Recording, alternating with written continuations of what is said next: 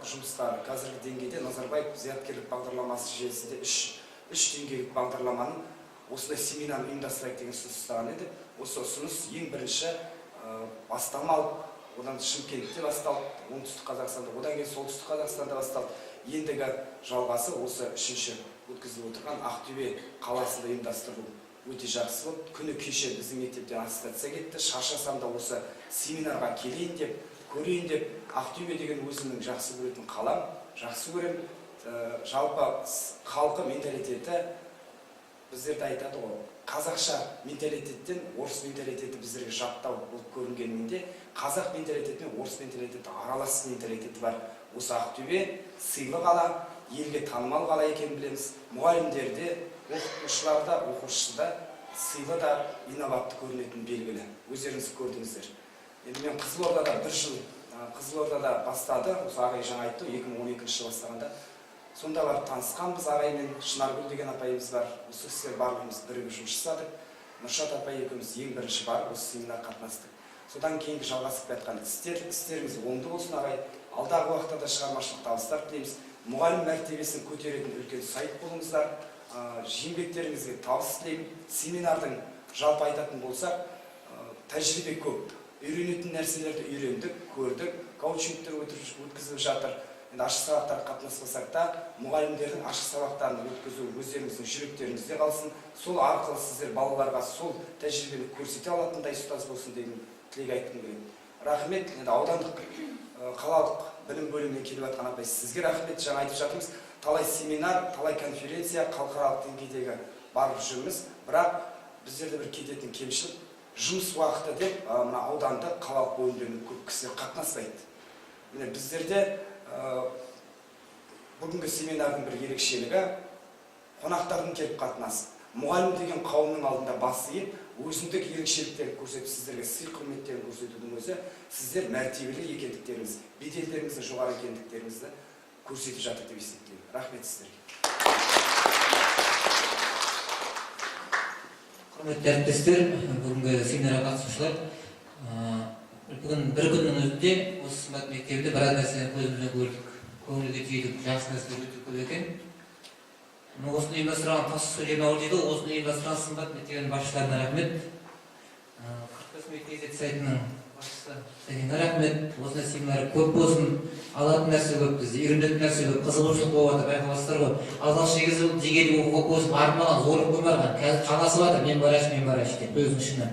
Бұл болашақта керек екенін біледі, бірақ соны жүйесімен түсінуде осындай семинарлардың беретін пайдасы өте көп. Оны жерді алысынбай келіп жатырмыз, бір ауыз сөздерін сөйлеп, осындай нелер болып жатса, біз бара береміз, шаршамаймыз. Құдай қуат берсін, шаршамаңыздар, алдымыздай жүріңіздер. Енді осы семинарымыздың ең қорытынды сөзін өзіміздің жағы білім бөлімінде, қалалық білім бөлімінде сізге берейік. Қорытындысын барлығымызға, енді ұстаздарға білім бөлімі қарай оны. Сондықтан білім бөлімі атын бәріміз отырып тыңдайық. Мен манағы сөзімде де айттым ғой, мынау үлкен республикалық семинар өткізу, ол жаңағы айтып жатыр, жаңағы тас түскен жеріне ауыр деп, біріншіден мына Сымбат жеке мектебінің әкімшілігіне, Рабиға Мұхитқызы, сіздерге, сіз бастаған ұжымға басымызды иіп, қалалық білім бөлімі атынан рахметімді айтамын. Екіншіден мына жаңағы 45 минут несі жаңағы редакциясының алқасына сіздерге де үлкен рахмет айтамын. Сіздер үлкен ауқымды жұмыс жасап отырсыздар. Ол жаңа манағы сөзімде де айтып кеттім.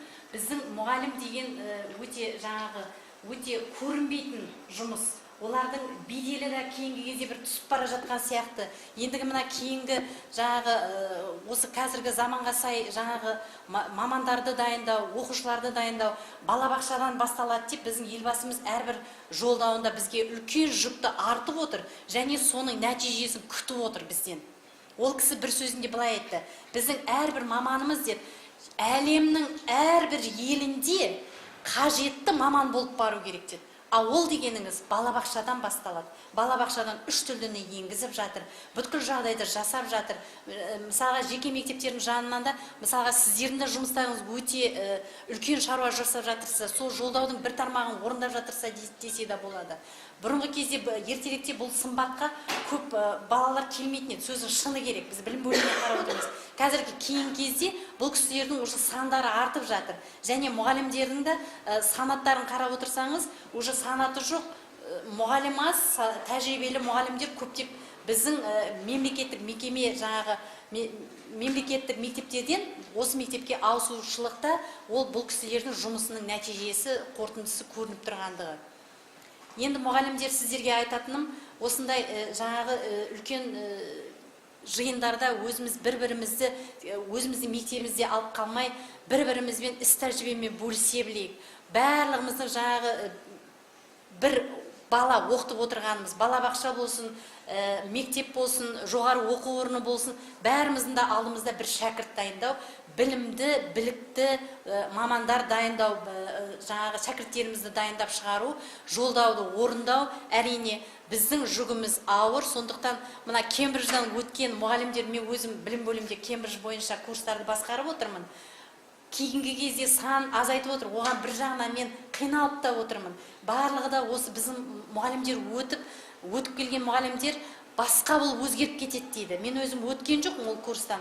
Бірақтан айтушылар сөйлемейтін мұғалімдер, көп үндемейтін, көрінбейтін мұғалімдер ашылып кетеді дейді.